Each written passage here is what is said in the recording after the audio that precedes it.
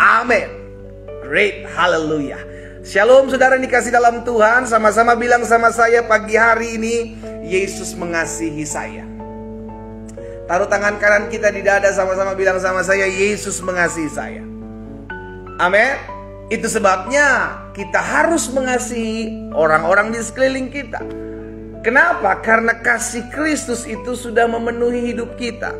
Kasih Bapa itu sudah memenuhi hidup kita. Dan untuk itulah kita terpanggil untuk mengimpartasikan, untuk mencontohkan, untuk melakukan apa yang Yesus sudah lakukan buat setiap kita. Itu sebabnya kalau ada orang-orang yang memang Tuhan izinkan di sekeliling kita nyebelin, ngeselin, ya kan, kadang suka bikin kita marah, Tuhan melatih kita agar tetap terus tinggal di dalam kasih-Nya. Amin. Sama-sama ketik di kolom komentar, teman-teman di TikTok, Instagram, Facebook, dan Zoom, saya harus belajar mengasihi. Ayo ketik di kolom komentar, saya harus belajar mengasihi. Amin. Puji Tuhan. Saudara dikasih dalam Tuhan, mari ambil Alkitab kita sama-sama. Hari ini kita sudah ada dalam Imamat pasal yang ke-14. Imamat pasal 14 ayat 21 dan sampai dengan ayat 32, ya.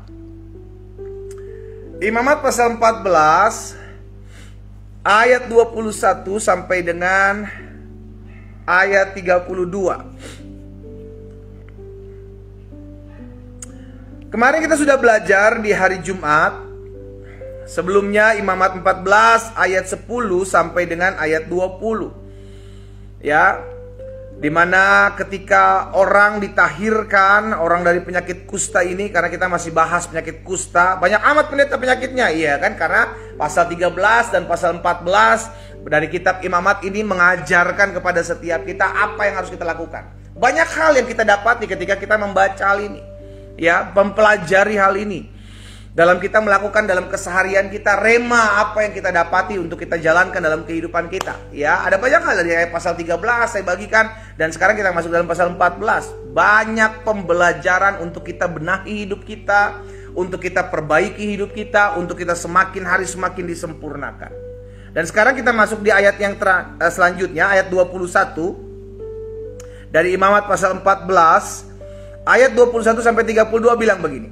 Tetapi jikalau orang itu miskin dan tidak mampu, kemarin di pasal sebelumnya, pasal 14 ayat 10 sampai dengan ayat 20 bicara tentang upacara ini, pentahiran, ya, dimana mereka harus membawa korban kepada Tuhan. Nah, khusus di ayat yang ke-21 sampai dengan 32, hal yang sama untuk orang yang akan ditahirkan, tetapi dikhususkan untuk orang yang tidak mampu, saudaraku. Ya, kita lihat dulu. Tetapi jika orang itu miskin dan tidak mampu, ia harus mengambil domba jantan seekor saja sebagai tebusan salah untuk persembahan unjukan, supaya diadakan pendamaian bagi orang itu, juga 1/10 eva tepung yang terbaik diolah dengan minyak untuk korban sajian dan 1 log minyak. Dan lagi 2 ekor burung tekukur, 2 ekor burung merpati sekedar kemampuannya, sesuai kemampuannya. Yang seekor harus menjadi korban penghapus dosa, yang seekor lagi menjadi korban bakaran. Pada hari yang ke-8 ia harus membawa semuanya untuk pentahirannya kepada imam ke depan pintu kemah pertemuan di hadapan Tuhan. Kemudian imam harus mengambil domba tebusan salah dan minyak yang 1 log itu. Lalu imam harus mempersembahkan semuanya sebagai persembahan unjukan di hadapan Tuhan. Ayat 25. Ia harus menyembelih domba tebusan salah dan imam harus mengambil sedikit dari darah tebusan itu dan membubuhnya pada cuping telinga kanan orang itu, pada ibu jari tangan kanan dan ibu jari kaki kanan. Sama, kemarin juga begitu. Untuk orang yang mampu, hal yang sama berlaku, saudaraku. Demikian pula untuk orang yang tidak mampu. Sama, ya. Hanya bedanya persembahannya, korbannya, itu sesuai dengan kemampuan. Ini ada hukumnya, tertulis gitu. Dan imam harus menuang sedikit dari minyak itu ke telapak tangan kirinya. Dan imam, ayat 27, lalu sedikit dari minyak itu harus dipercikan oleh imam dengan jari kanannya 7 kali di hadapan Tuhan. Kemudian imam harus membubuh sedikit dari minyak itu pada cuping telinga kanan orang yang akan ditahirkan, pada ibu jari tangan kanan dan pada ibu jari kaki kanannya, dan pada ibu jari kaki kanannya, di mana di tempat dibubuhi darah tebusan salah itu.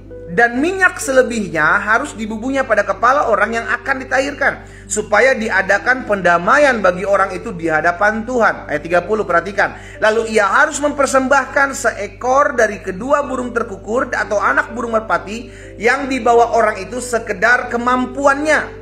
Yang seekor sebagai korban penghapus dosa dan yang seekor lagi sebagai korban bakaran di samping korban sajian. Dengan demikian imam mengadakan pendamaian bagi orang yang ditahirkan di hadapan Tuhan. Perhatikan yang terakhir, ayat 32. Itulah hukum pentahiran, itulah hukum tentang pentahiran seorang yang kena kusta yang tidak mampu. Jadi ada orang yang memang mampu, tapi ada orang yang tidak mampu. Tapi bukan berarti orang mampu atau orang tidak mampu ini tidak bisa mempersembahkan korban sehingga akhirnya nggak bisa ditahirkan. No, Tuhan itu adil. Sehingga orang yang tidak mampu pun dibuat hukumnya supaya tetap masih bisa ditahirkan. Nah, apa yang kita pelajari dari peristiwa ini, saudaraku? Setiap orang dari kalangan apapun, apapun latar belakangnya, tidak ada yang kebal terhadap dosa. Siapapun dia, apapun latar belakang dia. Baik susah, mau orang susah maupun orang berada. Ya, latar belakang apapun, orang masih bisa terkena dosa. Makanya tidak ada yang kebal terhadap dosa. Dan hukum ini dibuat supaya ketika orang yang kena penyakit kusta, baik orang yang ada punya mampu dalam harta maupun yang tidak mampu dalam harta, itu masih bisa tetap ditahirkan. Tuhan mempersiapkan segala sesuatunya karena Tuhan tahu bahwa siapapun masih bisa terkena penyakit kusta ini. Sama dalam kehidupan kita, siapapun kita, pelayan-pelayan Tuhan kah, hamba-hamba Tuhan kah, tidak ada yang kebal terhadap dosa. Karena itu Tuhan Yesus sudah ajarkan, berjaga-jagalah dan berdoalah. Taruh tangan kanan kita sama-sama di dada. Sama-sama bilang sama saya harus berjaga-jaga. Siapapun kita, serajin apapun kita baca Alkitab, sesering apapun kita memuji menyembah Tuhan, ingat kita yang pertama masih ada dalam daging. Rasul Paulus bilang kita masih ada dalam kemah. Itu yang pertama. Yang kedua, kita masih tinggal di dunia. Kita masih ketemu dengan orang-orang di sekeliling kita yang seringkali menawarkan hal-hal yang membuat kita jauh dari Tuhan. Kita masih sering diperhadapkan dengan keadaan-keadaan yang bisa saja membuat kita kompromi. Tidak ada yang kebal terhadap dosa. Siapapun yang masih tinggal di muka bumi, masih memijakkan kakinya di bumi, dia masih mungkin untuk jatuh dalam dosa. Tapi Alkitab sudah mengajarkan kepada setiap kita. Coba kita lihat sama-sama 1 Petrus pasal 5. 1 Petrus pasal 5 ayat yang ke-8. 1 Petrus pasalnya yang ke-5 ayat yang ke-8. Petrus bilang begini, sadarlah, berjaga-jagalah. Lawanmu si iblis berjalan keliling sama seperti singa yang mengaum-ngaum dan mencari orang yang dapat ditelannya. Sampai sekarang. Oh, apalagi sudah mau akhir zaman. Semakin giat iblis bekerja di akhir zaman. Makanya Alkitab sudah mencatat, di hari-hari terakhir akan datang masa yang sukar. Kasih kebanyakan orang akan semakin dingin. Ini yang terjadi. Supaya apa? Supaya segala sesuatu yang tidak tergoncangkan, itu kita ada di dalamnya. Dilatih, dididik, diajar. Supaya kita tetap berjaga-jaga, supaya kita tetap waspada. Karena sampai hari ini iblis masih cari jiwa, setan masih cari jiwa, mencari orang yang dapat ditelannya, dicaplok. Iya kan? Dan kita bersyukur kalau kita masih punya Roh Kudus yang selalu mengajarkan kita akan segala sesuatu. Makanya kalau diingatin Roh Kudus, jangan melakukan ini, jangan melakukan itu, taat. Sama-sama ketik di kolom komentar, saya harus taat. Kita diperlengkapi dengan Roh Allah dalam kehidupan kita supaya kita dituntun, saudaraku. Jangan mengikuti tawaran-tawaran ini. Makanya kalau gini ya, kalau kita diperhadapkan dengan keadaan yang akan membuat kita jatuh dalam dosa, Roh Kudus tuh udah ingetin sebenarnya. Jangan buat, jangan lakukan. Namun seringkali kita nih anak-anak Tuhan masih keras kepala. Masih suka-sukanya kita, mau keinginan daging kita ini masih kuat. Sehingga akhirnya kita mengambil keputusan untuk, oh udahlah lakukan aja lah. Gak apa-apalah. Padahal Roh Kudus sudah ingatkan, jangan. Ingat istri di rumah, ingat suami di rumah, jangan. Kamu belum menikah, jangan lakukan hubungan seks sebelum nikah. Ingat, Roh Kudus udah ngajarin, udah ngingetin dalam hati kita. Tapi seringkali kedagingan ini bilang, udah gak apa-apa, sekali-sekali aja. Hati-hati saudara yang dikasih dalam Tuhan. Di bawah muka bumi ini tidak ada manusia yang kebal terhadap dosa. Karena itu kita yang sudah diberikan Roh Kudusnya ketika kita menerima Yesus sebagai Tuhan dan Juru Selamat, itu sebagai pengingat. Untuk mengingatkan kita, kata Tuhan Yesus, akan segala sesuatu yang pernah kukatakan kepadamu. Kita diingatkan apa yang harus kita buat. Kita disadarkan. Karena Roh Kudus menyadarkan pribadi kita akan segala dosa dan pelanggaran kita. Sehingga akhirnya kita mau datang sama Tuhan. Ingat ya saudara ya, iblis berjalan keliling sama seperti singa mengaum-ngaum mencari orang yang dapat ditelannya. Kalau Tuhan tidak ingatkan kita, jangan buat. Kalau Tuhan tidak ingatkan kita, jangan lakukan. Makanya Alkitab katakan, jangan keraskan hatimu. Jika Tuhan berbicara kepadamu, jangan keraskan hatimu. Karena ketika kita mengeraskan hati kita, kita melakukan meresponi dosa. Dan itu ada buahnya. Ya, coba lihat lagi Markus pasal 14 ayat 38. Markus pasal 14 ayat 38 juga Tuhan Yesus sudah ingatkan buat kita loh saudara. Ya, 14 ayat 38 dari kitab Injil Markus. Berjaga-jagalah dan berdoalah supaya kamu jangan jatuh ke dalam pencobaan. Roh memang penurut, tetapi apa? Daging ini lemah.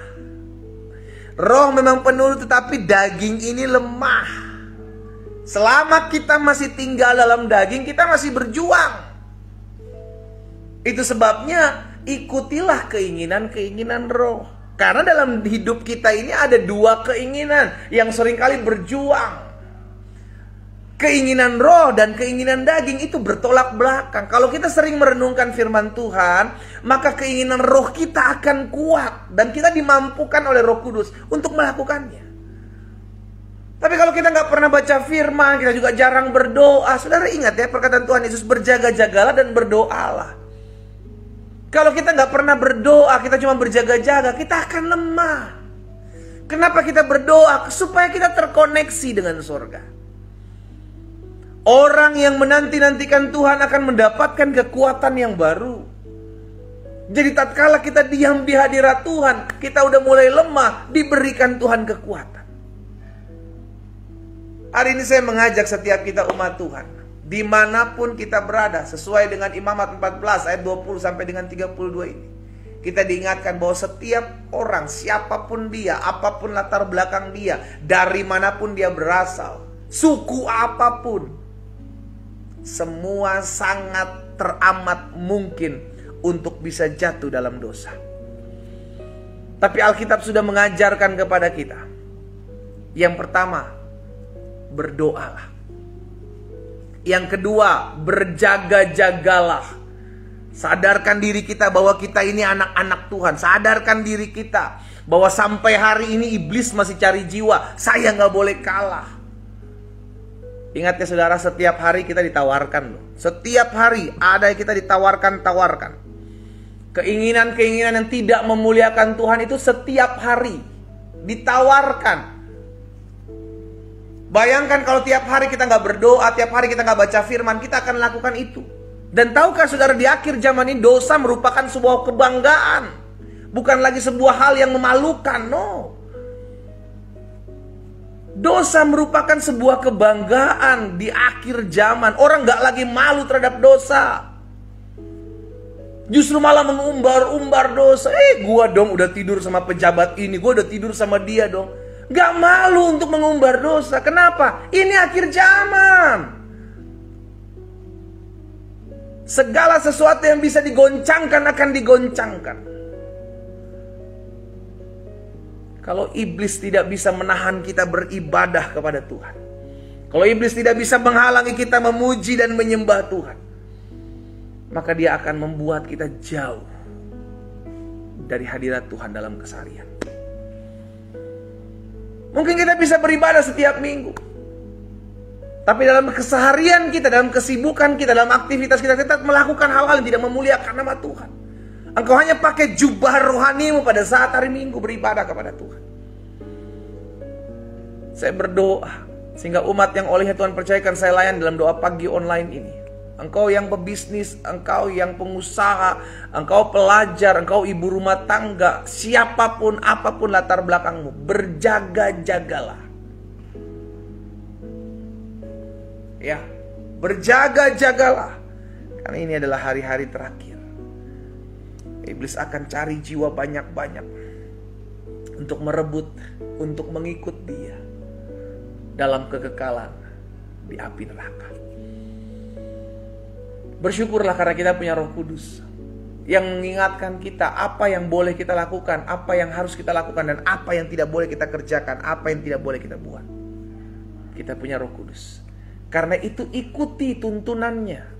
Jangan keraskan hatimu. Satu ayat lagi, 1 Korintus 10 ayat 12. 1 Korintus pasal 10 ayat 12. Firman Tuhan bilang begini, sebab itu siapa yang menyangka bahwa ia teguh berdiri, hati-hatilah supaya ia jangan jatuh. Tidak ada orang yang tidak bisa jatuh. Tidak ada orang yang kebal terhadap dosa. Tidak ada orang yang tidak digoda oleh iblis, siapapun dia. Semuanya akan masuk dalam masa-masa itu. Tapi kita diajarkan untuk tetap tenang. Kita diajarkan untuk tetap terus mengandalkan Tuhan. Kita diajarkan untuk dengar-dengaran akan suara Roh Allah. Alkitab katakan setiap pagi ia mempertajam telingaku, pendengaranku seperti telinga seorang murid. Ayo beri telinga kita kepada Tuhan setiap hari untuk diajar. Sama-sama taruh tangan kanan kita di dada. Sama-sama bilang sama saya mau diajar oleh Tuhan.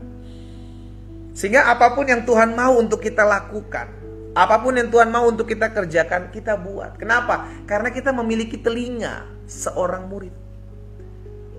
Mendengarkan apa yang Tuhan mau untuk kita buat.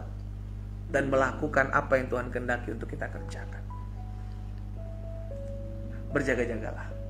Dimanapun saudara ditempatkan Tuhan, engkau ibu rumah tangga, engkau pengusaha, engkau pebisnis, engkau pelajar, apapun latar belakangmu, selama engkau masih tinggal di muka bumi ini, berjaga-jagalah dan berdoalah, waspadalah, karena serangan itu selalu ada. Minta Tuhan Roh Kudus tuntun saya, pimpin saya, sehingga saya tidak salah melangkah. Kita berdoa, kita datang kepada Tuhan. Bapa, dalam nama Yesus, pagi hari ini kami bersyukur buat anugerah Tuhan. Kami bersyukur buat kasih setia Tuhan. Hari ini kami diingatkan bahwa tidak ada manusia yang kebal terhadap dosa. Itu sebabnya Yesus datang, Yesus mati bagi kami, Yesus menyelamatkan hidup kami. Kami mau dipulihkan Tuhan, kami mau datang kepada Tuhan. Kami tidak lagi mau bermain-main dengan dosa. Karena dosa membuat kami anak-anak Tuhan terjauh dari Tuhan. Dosa membuat kami anak-anak Tuhan terpisah dari hadirat Tuhan. Dan hari ini kami diingatkan Tuhan Yesus untuk berjaga-jaga, untuk sadar, untuk berdoa. Sadar, jaga-jaga dan berdoa, itulah yang menjadi bagian kami dalam kami mengiring Tuhan. Tuhan Yesus tolong kami. Roh Kudus mampukan kami. siapapun kami yang pagi hari ini mendengarkan firman-Mu melalui doa pagi online ini, biarlah mulai hari ini kami selalu berjaga-jaga, kami selalu waspada, karena kami tahu di sekeliling kami ada orang-orang yang dipakai oleh si jahat yang berusaha menarik kami dari hadirat Tuhan. Itu sebabnya kami berdoa ya Tuhan, Roh Kudus terus bersuara, Roh Kudus terus berbicara, Roh Kudus terus mengajarkan kami apa yang harus kami lakukan dalam keseharian kami. Apa yang Tuhan taruh dalam hati hamba sudah hamba sampaikan buat umat Tuhan. Hamba berdoa di dalam nama Yesus, sehingga langkah hidup kami semakin hari semakin mempermuliakan nama Tuhan.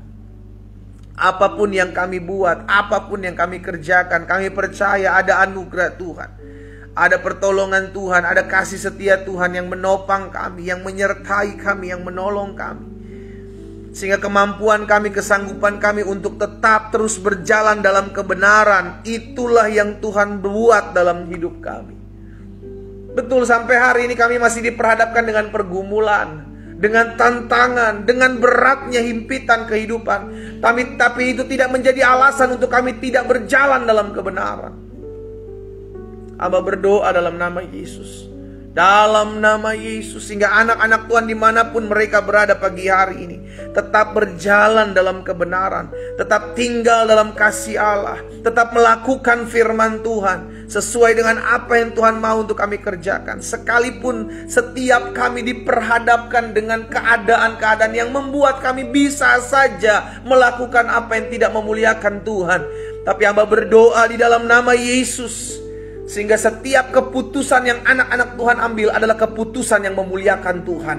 Dalam nama Yesus, saya berdoa secara khusus anak-anak Tuhan yang hari-hari ini sedang diperhadapkan dengan sebuah keadaan. Engkau sedang ada di persimpangan jalan.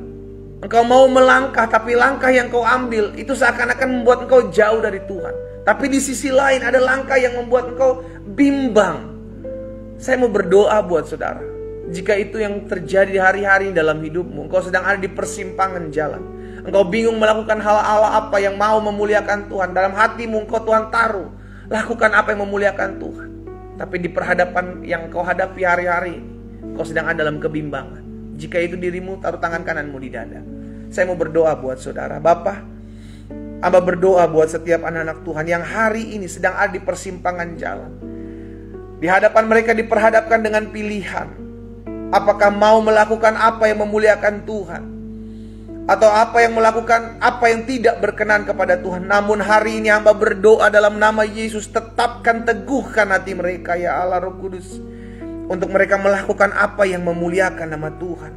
Di dalam nama Yesus, di dalam nama Yesus, Tuhan beri keteguhan hati, Tuhan beri kekuatan, Tuhan beri hikmat bagi mereka, sehingga ketetapan keputusan dari hati mereka adalah melakukan apa yang memuliakan nama Allah. Di dalam nama Yesus Kristus Tuhan. Terima kasih Bapa, terima kasih Tuhan. Pagi hari ini hamba berdoa, menyerahkan setiap anak-anak Tuhan dimanapun mereka berada.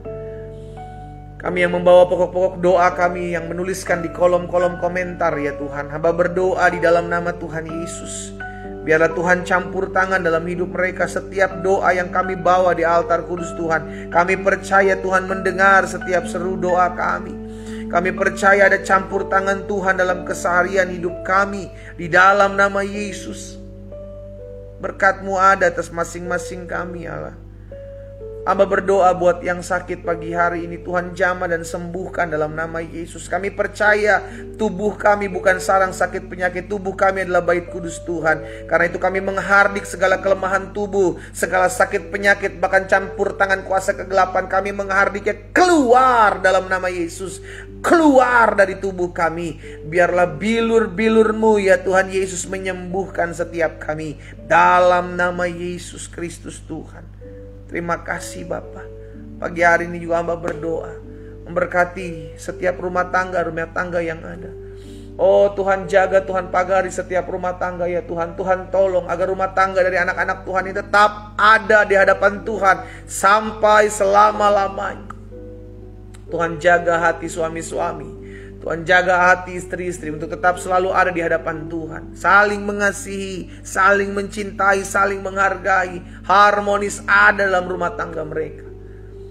Memberkati juga ya Tuhan setiap usaha pekerjaan mereka diberkatilah oleh Tuhan. Tuhan campur tangan dalam apa yang mereka kerjakan. Sehingga biarlah apa yang mereka kerjakan dibuat tangan Tuhan berhasil dalam nama Yesus. Sebab apa yang mereka lakukan adalah apa yang memuliakan nama Tuhan di dalam nama Yesus. Berkati juga ya Tuhan setiap mereka yang hari-hari sedang terlilit utang piutang. Tuhan buka jalan, Tuhan tolong. Di dalam nama Yesus Tuhan campur tangan bagi hidup mereka. Sehingga mereka melihat mujizat Tuhan. Dan mereka belajar pengalaman bersama-sama dengan Tuhan. Di dalam nama Yesus. Berkati juga ya Tuhan setiap mereka orang-orang muda dimanapun mereka berada. Tuhan memberkati masa muda mereka dipakai Tuhan untuk memuliakan nama Tuhan. Jaga pagari masa muda mereka Tuhan. Jauhkan dari setiap pergaulan yang buruk. Bahkan kalau ada di antara mereka yang berdoa untuk mendapatkan pasangan hidup, Hamba berdoa dalam nama Yesus Tuhan pertemukan mereka dengan pasangan hidup yang berasal daripada Tuhan. Mereka yang mengasihi Tuhan Yesus, mereka yang mencintai Tuhan Yesus, bahkan mereka yang menghargai dan mengasihi hidup anak-anak Tuhan ini. Di dalam nama Yesus. Berdoa juga buat mereka yang hari-hari sedang mencari pekerjaan. Tuhan bukakan jalan bagi mereka dalam nama Yesus. Mujizat masih ada terjadi dalam hidup setiap mereka. Sehingga mereka bertemu dengan lapangan pekerjaan yang berasal daripada Tuhan. Terima kasih Bapa.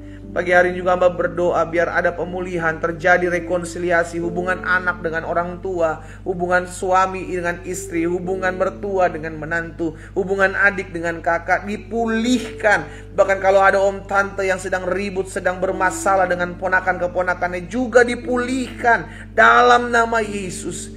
Jika ada orang-orang yang sedang berselisih dengan mereka ya Tuhan, Tuhan jamah hatinya. Sehingga mereka menabur kasih Tuhan, mereka mengalami kasih Tuhan, dan banyak jiwa dipulihkan dalam nama Yesus terjadi. Bapak terima kasih buat pagi hari ini. Kami berdoa buat kota di mana kami tinggal. Kota kami aman, kota kami damai, kota kami diberkati Tuhan. Jaga sertai kota kami Tuhan. Sehingga kota kami hidup ada damai, kota kami dalam pemeliharaan dan berkat-berkat Tuhan. Berkati juga bangsa kami Indonesia Tuhan Yesus, selamatkan bangsa kami, jaga sertai bangsa kami Tuhan. Jauhkan dari segala niat rancangan orang jahat. Jauhkan dari setiap roh pemecah belah, roh adu domba kami patahkan dalam nama Yesus. Indonesia dipagari, diberkati oleh Tuhan. Berkati Bapak Presiden ya Tuhan, Wakil Presiden, seluruh jajaran menteri yang ada. Kami berdoa di dalam nama Tuhan Yesus. Ada anugerah Tuhan, ada kemurahan Tuhan, ada kasih setia Tuhan atas bangsa kami. Panglima TNI, Kapolri beserta jajarannya diberkati juga oleh Tuhan. Bahkan kami berdoa seluruh pemerintahan yang ada di daerah, baik bupati, gubernur, wali kota, seluruh camat, lurah, RT, RW. Tuhan berkatilah mereka dalam mereka menjaga kepemimpinan mereka. Tuhan pagari dengan kejujuran, dengan hati yang takut akan Tuhan. Di dalam nama Yesus. Sehingga ada anugerah Tuhan, ada kemurahan Tuhan di dalamnya. Bapak terima kasih buat pagi hari ini. Rencana 2024 adanya pemilihan umum. Tuhan kami berdoa. Sehingga mulai hari-hari ini Tuhan campur tanganlah. Sehingga pada saat pemilihan umum keadaan berlangsung aman, damai, tentram dalam nama Yesus. Kalau ada roh pemecah belah, roh adu domba yang dimainkan atas politik di bangsa ini, Tuhan kami patahkan dalam nama Yesus. Biar kasih Tuhan ada, bangsa kami diberkati Tuhan. Bapak terima kasih. Berkati setiap umat Tuhan dimanapun mereka berada yang mengikuti live doa pagi online ini. Sepanjang hari ini, bahkan sepanjang minggu ini kami hidup memuliakan Tuhan. Biarlah keputusan-keputusan yang kami ambil adalah keputusan yang menyenangkan hati Tuhan Yesus. Jagai hati dan hidup kami Tuhan, agar selalu berkenan kepada Tuhan. Ini doa kami berdoa di dalam nama Tuhan Yesus Kristus. Haleluya. Amin. Saudara yang dikasih dalam Tuhan, ingat ya, tidak ada yang kebal terhadap dosa. Kita harus berjaga-jaga, kita harus waspada, karena tawaran itu selalu ada dalam hidup kita. Pastikan untuk selalu dekat dengan Tuhan. Pastikan untuk selalu memasang telinga, mendengarkan suara Roh Kudus. Sehingga pada akhirnya kita hidup memuliakan nama Tuhan. Sampai Tuhan datang menjemput setiap kita. Doa saya menyertai kita semua. Dan selamat pagi, selamat beraktivitas, dan Tuhan Yesus memberkati kita. Shalom.